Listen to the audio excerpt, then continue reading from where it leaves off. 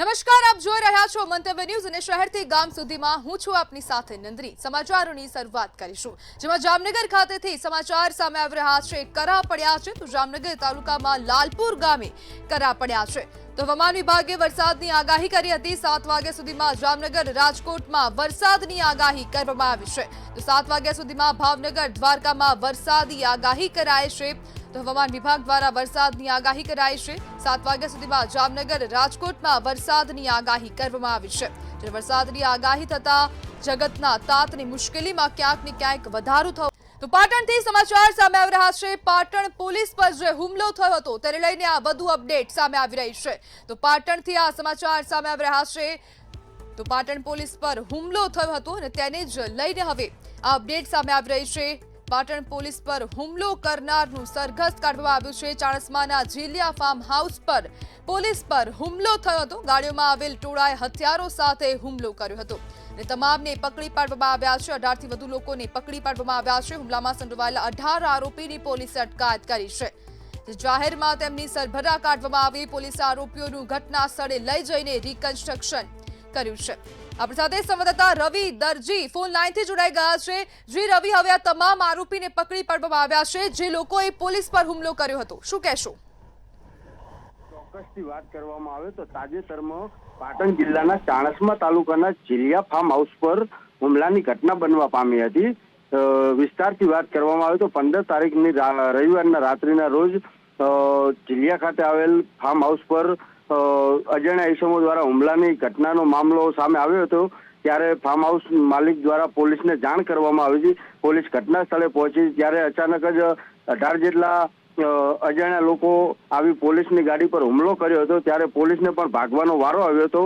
ત્યારે એમ કે પોલીસે યુદ્ધના ધોરણે તમામ આરોપીઓને દબોચી લીધા હતા અને આજ રોજ ચાણસ્મા પોલીસ મથકથી મુખ્ય બજાર રિકન્સ્ટ્રક્શન કરી આરોપીઓને ત્યાં લઈ જવાયા હતા અને હુમલાખોરો ને સરઘસ નીકાળી જાહેરમાં મેથી પાક ચખાડી કાયદાનું ભાન કરાવ્યું હતું। જી બિલકુલ રવિ, આભાર।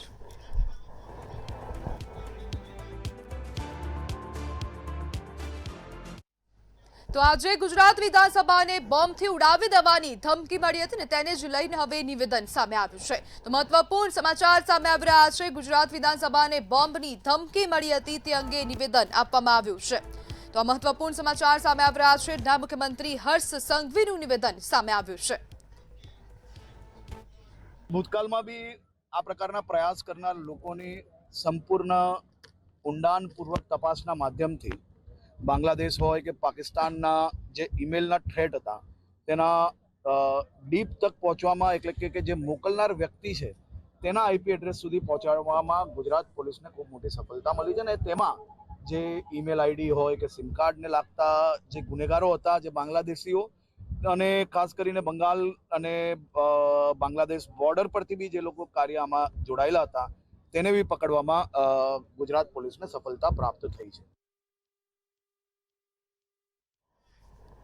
અમદાવાદ ખાતેથી સમાચાર સામે આવી રહ્યા છે। કોંગ્રેસના પ્રમુખ અમિત ચાવડાનું નિવેદન સામે આવ્યું છે।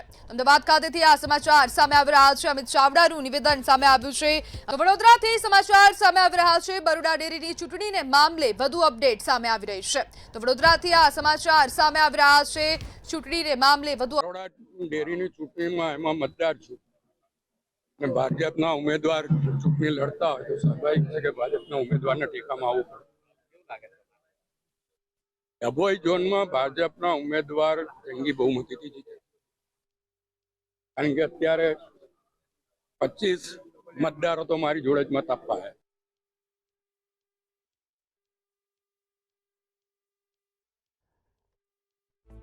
જ્યારથી ભારતીય જનતા પાર્ટી રાજ કરે છે ત્યારથી લાઈનો સિવાય બીજું કઈ છે નહીં। પહેલા નોટબંધીની લાઈન હતી, નોટબંધીની લાઈનોમાં મહિલાઓ ઊભી હતી, પછી કોરોનાની લાઈનો થઈ ત્યારે ઓક્સિજનના બાટલા માટે લાઈનો થઈ અને હોસ્પિટલોમાં બેડ માટે લાઈનો થઈ, સારવાર માટે લાઈનો થઈ, અત્યારે ગેસ સિલિન્ડરની લાઈનો થઈ છે। તો ભાવનગરથી સમાચાર સામે આવી રહ્યા છે। અશાંત ધારા વચ્ચે હવે મિલકત ટ્રાન્સફરને લઈને વિવાદ થયો છે। સમાચાર ભાવનગર ખાતેથી સામે આવી રહ્યા છે। ભાવનગરનો આ સમગ્ર મામલો અશાંત ધારા હેઠળ મિલકત ટ્રાન્સફર હવે વિવાદ જોવા મળી રહ્યો છે. મિલકત ટ્રાન્સફર કરવા માટે રૂપિયા લેવાનો આક્ષેપ કરવામાં આવ્યો છે. જિલ્લા પોલીસ વડા નિતેશ પાંડેનું નિવેદન સામે આવ્યું છે. જ્યારે સમગ્ર મામલે જિલ્લા પોલીસ વડા નિતેશ પાંડે નિવેદન આપ્યું છે. શાંત ધારા હેઠળ અમે એક પણ અરજીને મંજૂરી આપી નથી તેવું આ નિવેદન સામે આવ્યું. પોલીસની નેગેટિવ અભિપ્રાય હોય તો મંજૂરી કેવી રીતે આપી શકાય? અશાંત ધારા બાબતે જે છે જ્યારે પણ કોઈ મિલકત ટ્રાન્સફર થતું હોય તો પોલીસના અભિપ્રાય લેવામાં આવે છે. એમાં પહેલા થાનાથી અભિપ્રાય આપવામાં આવે છે, પછી એના આધારે અમારા ડીવાયએસપી સિટી અભિપ્રાય આપે છે, પછી એસપી કક્ષાએ અભિપ્રાય આપીને અમારા જે અહેવાલ છે અમે એસડીએમ જે છે સિટી એને મોકલવામાં આવે છે. એના મેરિટના આધારે અત્યાર સુધીમાં હાલ જે મારું એક્સપિરિયન્સ રહ્યું છે કે અમે મેરિટના આધારે અને બધું જોઈને જેનો અભિપ્રાય છે અમે નેગેટિવ જ આપીએ છીએ. અમદાવાદમાં આવેલ કોમો કાફેને 50,000નો દંડ ફટકારવામાં આવ્યો છે. તો સમાચાર અમદાવાદ ખાતેથી સામે આવી રહ્યા છે. કોમો કાફેને 50,000નો દંડ ફટકારવામાં આવ્યો છે. બ્રેડમાંથી માખી નીકળવાની આ ઘટના બની હતી, તેને જ લઈને આ દંડ ફટકારવામાં આવ્યો છે. જેમાં કોમો કાફેમાં ગાર્લિક બ્રેડમાં માખી નીકળી હતી, તેને લઈને હવે આરોગ્ય વિભાગ એક્શન મોડમાં આવ્યું હતું. ફૂડ વિભાગ પણ એક્શન મોડમાં આવ્યું. કોર્પોરેશનના ઘટના બાળકો, વૃદ્ધો સહિત લોકોમાં રખડતા શ્વાનને લઈને હવે ભય જોવા મળી રહ્યો છે, કારણ કે અવારનવાર હવે શ્વાનો દ્વારા હુમલા કરવામાં આવી રહ્યા છે. રખડતા શ્વાનો પંચાયત સહિત તંત્ર સામે એક મોટો પડકાર છે. બાળકનું નામ છે મનોજ સુનિલભાઈ ડાભી, ઉંમર 4 વર્ષ. બાળવા ઈડર પાસેથી આ લોકોએ પ્રાથમિક સારવાર ઈડર સબ ડિસ્ટ્રિક્ટ હોસ્પિટલમાં લીધી અને વધુ સારવાર માટે હિંમતનગર સિવિલમાં મોકલી આપેલા છે. બાળકને શ્વાને ડૂચા ભરેલા છે, શરીરમાં અલગ અલગ જગ્યાએ. માથામાં આગળના ભાગે 2 છે, પાછળના ભાગે 2 છે, જમણા હાથે 3 જગ્યાએ કરડેલ છે, ડાબા હાથે 2 જગ્યાએ કરડેલ છે અને સાથળના અને પગના ભાગે 3-3, 4-4 જગ્યાએ કરડેલું છે શ્વાન. અત્યારે અમારા સર્જરીના ડોક્ટરો એને જોઈ રહ્યા છે અને એને જરૂરી જે ટ્રીટમેન્ટ છે એ આપી રહ્યા છે. તો અમરેલી ખાતેથી સમાચાર સામે આવી રહ્યા છે. છેડતીનો મામલો સામે આવી રહ્યો છે. તો કંડક્ટર દ્વારા 2 મહિલા પેસેન્જરો સાથે છેડતી કરાઈ હોય તેવા આક્ષેપો કરવામાં આવ્યા છે. સમગ્ર ઘટના સામે આવી રહી છે. કંડક્ટર દ્વારા 2 મહિલા પેસેન્જરની છેડતીની ઘટના બની છે. અમરેલી નાસિક રૂટની બસના કંડક્ટરે છેડતી કરી હતી. છેડતીની ફરિયાદ ડેપો મેનેજરને લેખિતમાં કરવામાં આવી છે. તો કંડક્ટરની સામે હવે આક્ષેપો કરવામાં આવ્યા. અમરેલી ડેપોના કંડક્ટર સિપ્તે હુસેન નકવી સસ્પેન્ડ કરવામાં આવ્યા છે. જ્યારે મહિલા મુસાફરો સાથે છેડતી અને ધમકી આપવાનો આક્ષેપ કરવામાં આવ્યો. 16 તારીખે અમરેલી નાસિક રૂટની બસ એના નિયત સમય અહીંથી ઉપડી અને નાસિક જતી હતી ત્યારે નાસિક પહેલા એટલે કે લગભગ સુરત અને નાસિકની વચ્ચે કોઈ 2 મહિલા પેસેન્જરની કંડક્ટર દ્વારા છેડતી થયેલી છે એવો મને લેખિત ફરિયાદ વોટ્સએપ માધ્યમથી ગઈકાલે રાત્રે મળવા પામેલ છે. અને જેને આધારે અમે તપાસ કરી આજે સવારે ડ્રાઈવરોના નિવેદન લીધા અને એને આધારે કંડક્ટરને અમે સસ્પેન્ડ કરીને આગળની કાર્યવાહી હાથ ધરેલ. મહેસાણામાં ઘરેલું ગેસની અછતને કારણે લોકો રોજ લાંબી લાઇનમાં ઊભા રહી બાટલા માટે સંઘર્ષ કરી રહ્યા હતા. બીજી તરફ ખાણીપીણીના સ્ટોલ અને હોટલોમાં ઘરેલું ગેસનો બેફામ ઉપયોગ થતો જોવા મળ્યો હતો, જેમાં ઉજ્જવલા યોજના હેઠળ મળતા બાટલાઓ પણ સમાવેશ હતો. પુરવઠા વિભાગના ચેકિંગના દાવા છતાં કાળાબજાર અને બેદરકારી સ્પષ્ટ દેખાઈ રહી હતી. આ સ્થિતિએ સામાન્ય લોકો માટે મુશ્કેલી વધારી અને તંત્રની કામગીરી પર સવાલ ઊભા કર્યા.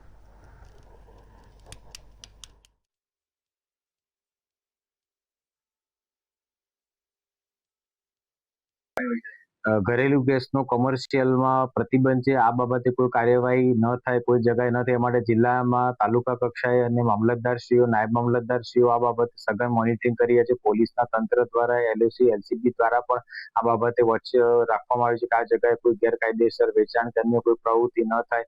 એસેન્શિયલ કોમોડિટી એક્ટ 1956 અને એલપીજી ઓર્ડર 2000ની જોગવાઈ અનુસાર આનું પાલન કરવામાં આવશે. દ્વારકાના જામ ખંભાળિયામાં ઘર વપરાશ સિલિન્ડર લેવા માટે લોકોનો ધસારો જોવા મળ્યો હતો. ઘર વપરાશ સિલિન્ડર લેવા માટે અને બુકિંગ માટે લોકોએ સહકારી મંડળી ખાતે લાઈનો લગાવી હતી. સમયસર બુકિંગ અને સિલિન્ડર નહીં મળતા લોકોને હાલાકી ભોગવવાનો વારો આવ્યો હતો. સિલિન્ડર મેળવવા લોકો કતારો લગાવવા મજબૂર બન્યા હતા.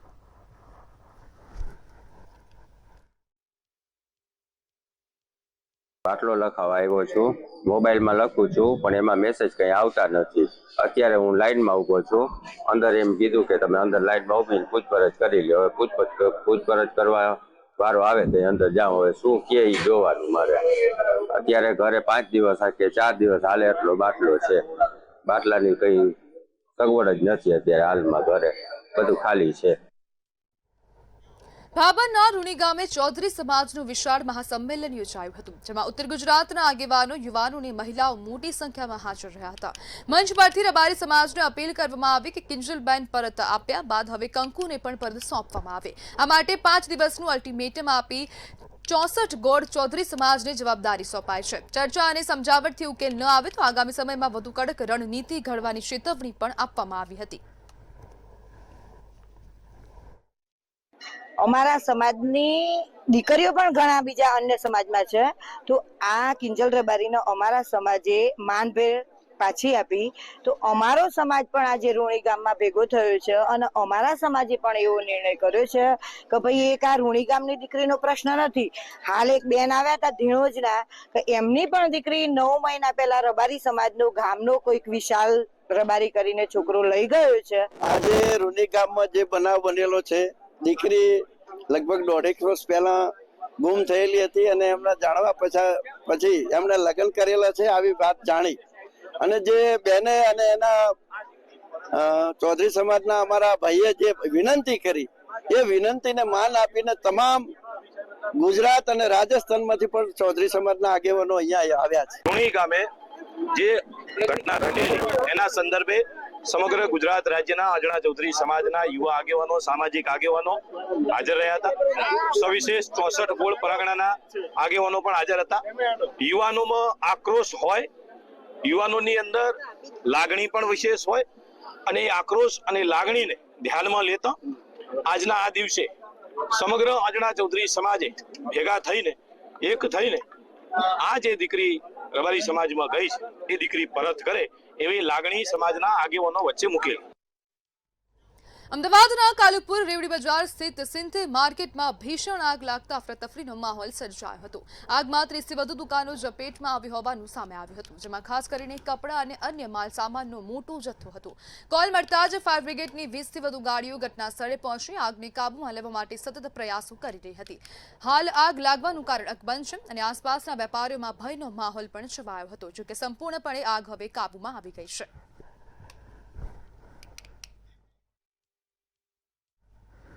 અમદાવાદના સોલા સિવિલ હોસ્પિટલમાં એક અત્યંત શરમજનક ઘટના સામે આવી છે, જ્યાં એક્સ-રે વિભાગમાં મહિલાઓના છુપી રીતે વિડીયો બનાવાતા હોવાનો આરોપ લગાવવામાં આવ્યો હતો. આ કૃત્ય ડીન ઓફિસમાં ડ્રાઈવર તરીકે કામ કરતા સ્ટાફ મેમ્બર દ્વારા કરવામાં આવ્યું હોવાનું જણાવાયું છે. ઘટનાની જાણ એક સતર્ક મહિલાએ પોલીસને કરતા મામલો બહાર આવ્યો અને તપાસ શરૂ થઈ હતી. હોસ્પિટલ પ્રશાસને આ ઘટનાને ગંભીર ગણાવી કડક કાર્યવાહી કરવાની ખાતરી આપી છે તથા મહિલા સુરક્ષા વધારવા પગલાં લેવા જણાવ્યું છે.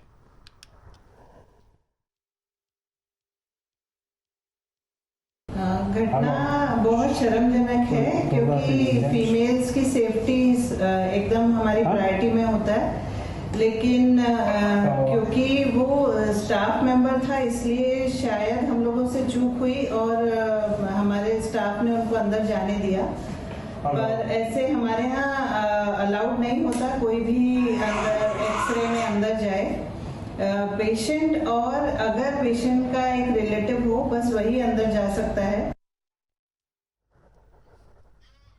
અમરેલીના વડિયામાં ખેડૂતોમાં રોષ ફાટી નીકળ્યો હતો, જ્યાં જૂના ટાયર સળગાવવાના કારખાનાને લઈને ભારે વિરોધ નોંધાવ્યો હતો. પ્રદૂષણથી પાક વૃક્ષોને લોકોના આરોગ્ય પર ગંભીર અસર થતા ખેડૂતો મામલતદારને આવેદનપત્ર આપી કારખાનું બંધ કરવાની માંગ કરી હતી. અગાઉ રેડ છતાં ફરી શરૂ થયેલા કારખાનાથી ખેડૂતો લાલઘૂમ બન્યા હતા. તાત્કાલિક કાર્યવાહી નહીં થાય તો ઉગ્ર આંદોલનની ચીમકી આપવામાં આવી હતી.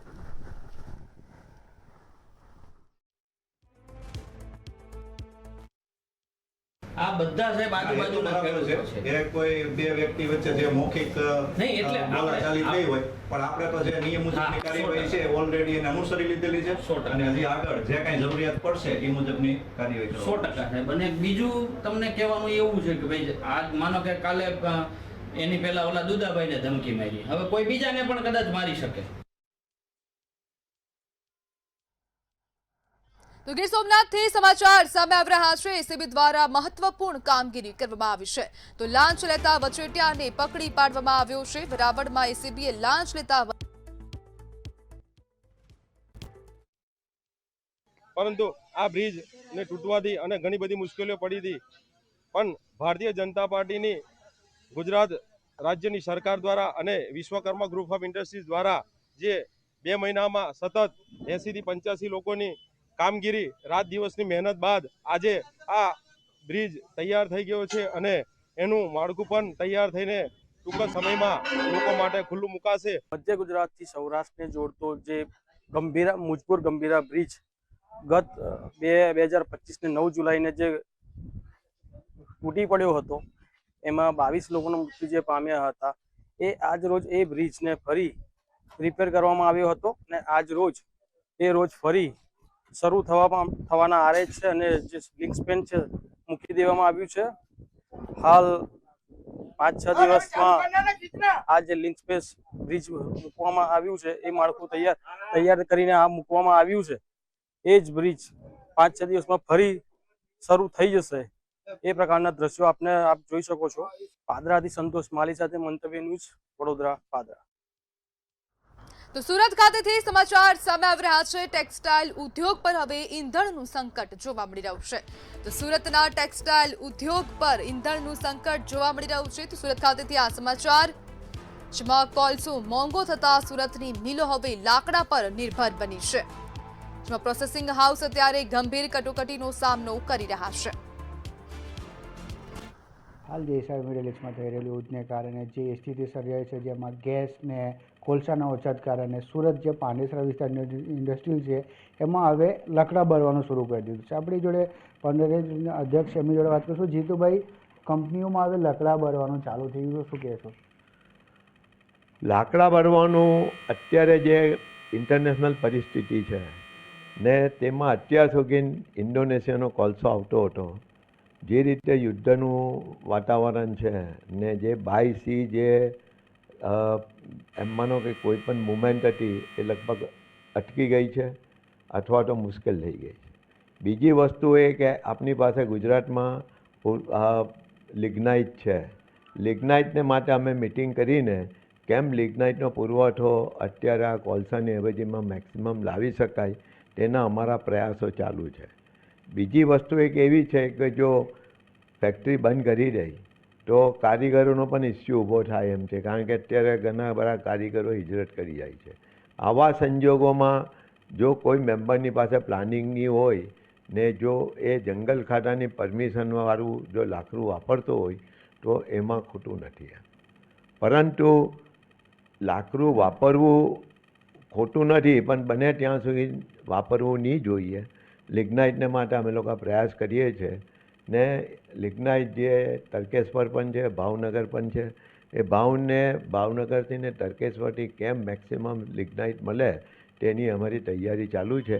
બાકી ઘણા મેમ્બરો પાસે કોલસો પણ છે, લિગ્નાઇટનો પુરવઠો પણ છે, પણ તે લોકોને એવું છે કે ભાઈ ભવિષ્યમાં વધારે પરિસ્થિતિ બગડી એટલે અત્યારે થોડું જે કંઈ હોય તો સાચવીને વાપરવું, એ નીતિથી અમુક ઉદ્યોગો આવી રીતે કરતા હોય છે। ઓછામાં ઓછી તકલીફે ઉદ્યોગો ચાલુ રાખવા તેને માટે અમે લોકો ચિંતિત છે। તો બિલકુલ વાત કરીએ જે હિસાબે જીતુભાઈ કીધું કે જે હાલ પરિસ્થિતિ છે એ ખાસ કરીને ગેસ ને કોલસા છે, બંનેમાં અછત છે, તે કંપની ચાલુ રાખવા માટે, કારીગરોને ટીકાવા રાખવા માટે, ખાસ કરીને કારીગરો છે પ્લાન નહીં કરી જાય એના માટે આવી રીતે લકડા બાળવા ચાલુ રાખવામાં આવ્યું છે।